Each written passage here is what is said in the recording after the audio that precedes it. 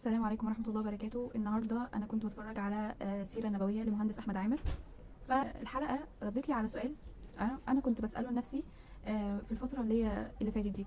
أي حد دلوقتي هيطلع يقولك اتعلم، هيطلع يرشدك لحاجة كويسة، هيطلع يعلمك حاجة، مش هياخد حقه زي اللي بيطلع بأغنية أو زي اللي بيطلع بأفكار إلحادية. الناس دي بتتشهر جامد قوي قوي. هما مكسبهم في ان هما بيبيعوا لك الضلال وانت بتشتري. يعني المثال اللي كان بيتكلم عليه مهندس احمد عامر في الحلقه كلها، ان قريش لما الدعوه الاسلاميه ظهرت كانوا دايما عمالين بيشككوا في الرسول، وعمالين يقولوا ان ده ساحر وان ده مجنون. يعني ما تسمعوش كلامه، عشان هم متاكدين ان الناس لو فعلا سمعت كلامه هتتبعه، ولما تتبعه هيبقى في قوه ضدهم. هم كانوا ساعتها هم القوه، هم اللي معاهم الجيش، هم اللي معاهم العتاد، هم اللي معاهم حاجات كتير.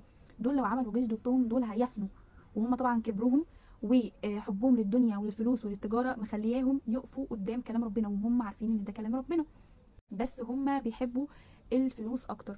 فما نكدبش على بعض، العالم دلوقتي برضو الفلوس هي اللي محركاه. اي حاجه ماديه هي اللي محركه العالم ده، وهم عارفين الحق بيتقال فين، علشان كده بيمنعوا ان هو يتقال. وطول ما قله الوعي موجوده يبقى يا سلام، انتوا كده صيده سهله بالنسبه لنا. وقيسوا الكلام اللي انا بقوله على كل دول العالم. بصوا، انا هسيبكم مع المقطع اللي انا شفته وبجد افهموه. طب قريش عملت ايه بقى؟ هل لما واحد يطلع يقول انا نبي وانا عايز انشر الاسلام وانا عايز اكلم الناس في الدين وانا عايز الناس تبطل معاصي وذنوب، هل بيتساب؟ بيتسابش ده يا جماعه. طب بيتسابش ليه؟ يعني بيتسابش ليه؟ حد فكر قبل كده هو ليه مش بيتساب؟ يعني سيدنا موسى في الاول قال له ايه؟ قال لك الى ان تزكى واهديك الى ربك فتخشى. هو دعاه وبعد كده هو رفض، وسيدنا موسى ما جبروش على حاجه. ليه بقى فرعون ما سابوش؟ يعني ليه ده بيحصل؟ عشان يا جماعه النور ده لو طلع هياكله. النور ده لو طلع هياكله. فربنا يقول مثلهم كمثل الذي استوقد نارا فلما اضاءت ما حوله ذهب الله بنورهم. النور ده هياكله لما هو يبقى فاتح بيوت دعاره وخمور وكلوبات وقنوات وافلام ونتفليكس، ويطلع واحد يقعد يكلم الناس فالناس تسيبه وتروح. طب وهو هيسترزق منين بقى؟ هو هيجيب فلوس منين؟ هيجيب فولورز منين؟ هيجيب ناس منين؟ راحوا عليه كده، راحت عليه دنيته. بس الفكره كلها انه هو لو ساب النور ده يطلع هو هيتاكل. هو لو بس ساب الناس تسمع الحق، الناس هتسيبه وتنفر منه وتبعد عنه، وهيبقى واقف لوحده في الاخر.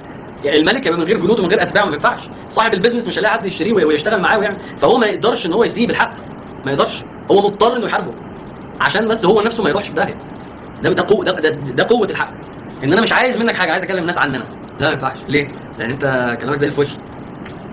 ده فكره. هو ليه اهل الباطل بيحاربوا اهل الحق ساعات كده؟ عشان يحاربوا الدعوه. ممكن يروح الواحد، طب انت عايز ايه؟ يعني عايز فلوس؟ عايز تبقى شيخ كبير كده مثلا؟ انت نظبطك، نعمل لك قناه، نعمل لك عايز ايه انت؟ ما انت احنا عايزين حاجه وانت عايز حاجه، فما تيجي نتقابل في النص. بيعملوا كده ساعات لما يلاقوا واحد قوي بزياده، لما يلاقوا واحد طب انا لو كسبته طب ما دي مصلحه، صح ولا لا؟ طب ايه؟ طب يعني انا هحاربه ليه؟ طب ما اكسبه اصلا، طب ما اجرب. وفي ناس بتضعف، وما تستغربش لما تلاقي شيخ وواقف معاهم، لانه هم اصلا بيستخدموا الاسلوب ده. لا يلا يمكن تيجي، وبتيجي تحصل وحصلت وهتحصل. ما تتخضش كده، وما يبقاش رد فعلك على ده ان انت تبعد عن ربنا. انت مالك؟ مال ربنا؟ مال الانسان اللي تنازل. الانسان ده مش الدين، الانسان ده مش الاسلام، الانسان ده هو نفسه بيمثل نفسه بس. ساعات دي بتبقى شماعه، وشماعه بتبقى منفوسه قوي قوي قوي عند اللي مش عايز يتدين. لانه يا عم الشيوخ، يا عم ما حدش عارف الصح فين، وخلاص بقى كرسي في الكلوب وانا ماليش دعوه اعمل ايه، سلام. لما هم بقى ان شاء الله الناس بتعمل كده وانتوا عارفين، ويقعد بس يهري كده ويحسسك ان المشكله مش فين. اديك شايف وانا شايف يا عم، انا مالي بيكم، مالي بيهم. ما تشوف انت ربنا بيتغيرش. الحق اصلا واضح وواضح قوي، بس اللي عايزه